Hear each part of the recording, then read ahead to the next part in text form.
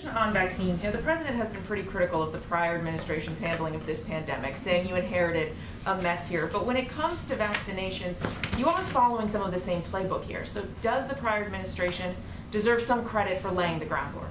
Which ones are we following? Well, for instance, former Trump HHS Assistant Secretary Admiral Brett Giroir has said that you're following 99% of the playbook they created on vaccines. He has said that the prior administration deserves more credit here for at least getting the ball rolling on some of these. I don't think anyone deserves credit when 500,000 people in the country have died of this pandemic.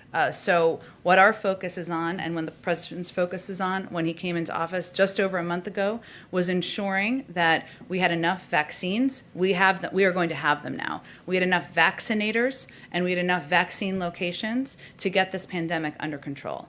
There's no question, and all data points to the fact that there were not enough of any of those things when he took office.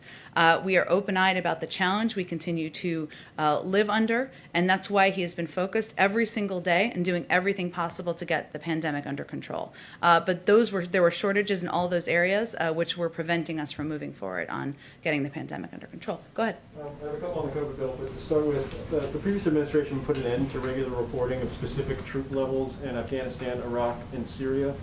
I understand this is the Pentagon's bailiwick, but will the president commit to once again reporting specific troop levels in those three countries under his administration?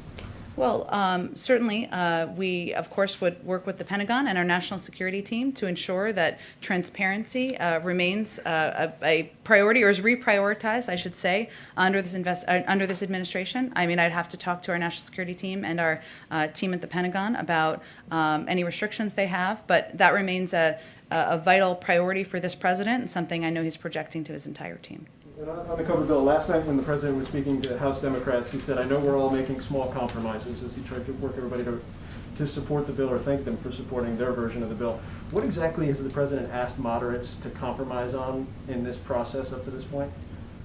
You'd have to ask them that question. The president has been clear that he is unmovable on the size of the package, $1.9 trillion. And as you know from covering the Hill, that was a size that some expressed concern about. He has been unmovable about his view that Americans who need help the most should get $1,400 checks. There were some who spoke openly about their concern about that. And he has been very clear that state and local governments need assistance now to keep cops on the beat, to keep teachers, to keep firefighters employed, and to keep state and local governments functioning. I'm sure there may be other issues that they have concerns about. I'll let them speak to that. But he has been insistent that the scope of the challenge requires this size of a package, and in order to address these twin crises that we're facing, it needs to have these key components included. And then last one, again from the president last night to House Democrats. He made the point to them that this will make everything more possible to get done. I think I'm quoting properly there. Mm-hmm. Passing this now. Is that the kind of theory of the case here? You get this done at this scale, and all of a sudden some of the difficulties you may have in the U.S. Senate become less so because people see that you were able to produce. I just want to make sure that I understand kind of his thought process going forward. I'm not sure what the context of that comment was. Can you tell me more of the context of it? Yeah, I don't have the full thing in front of me. Sorry about that. I was just struck because he said, I will paraphrase. I promise I'm being accurate when I paraphrase this.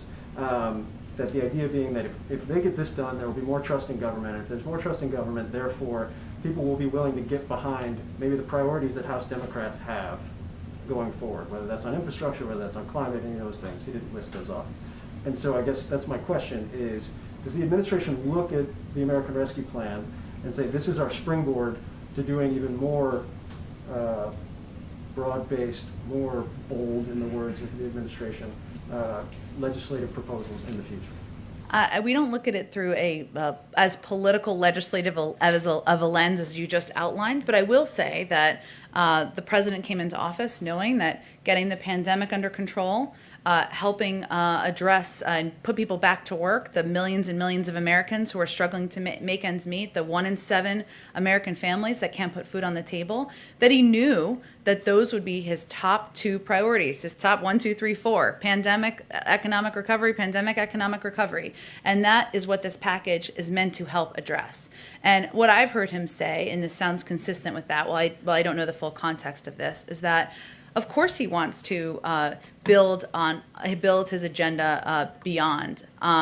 Build his agenda beyond getting the pandemic under control, beyond addressing and stemming the tide of an economic crisis, because he believes that investing in infrastructure is imperative and long overdue. He believes that modernizing our immigration system is long overdue and is good for the American people, good for our economy. He believes there needs to be more done for caregiving. He believes we need to do more to protect our health, to ensure more people have access to health care. So there's no question that he views the early part of his presidency as focused on these twin crises, but he is hardly going to be done with his agenda and work once we have this package signed into law. Go ahead, Maria. Thanks, Jen. Does the president believe that the House Ways and Means Committee should be able to obtain Donald Trump's tax returns? We certainly leave that up to them. The president spoke about this on the campaign trail, but his focus at this point is not looking backward at the former guy, as he has called him in the past. But yesterday, the Treasury and the administration at large asked for more time on how to respond to the subpoena. He won't weigh in on that, the president? We'll leave it to the Treasury Department and Department of Justice, and our focus is on getting relief to the American people, on getting the pandemic under control. That's keeping us pretty busy, so we'll leave that work to others in the federal government and in Congress. Go ahead.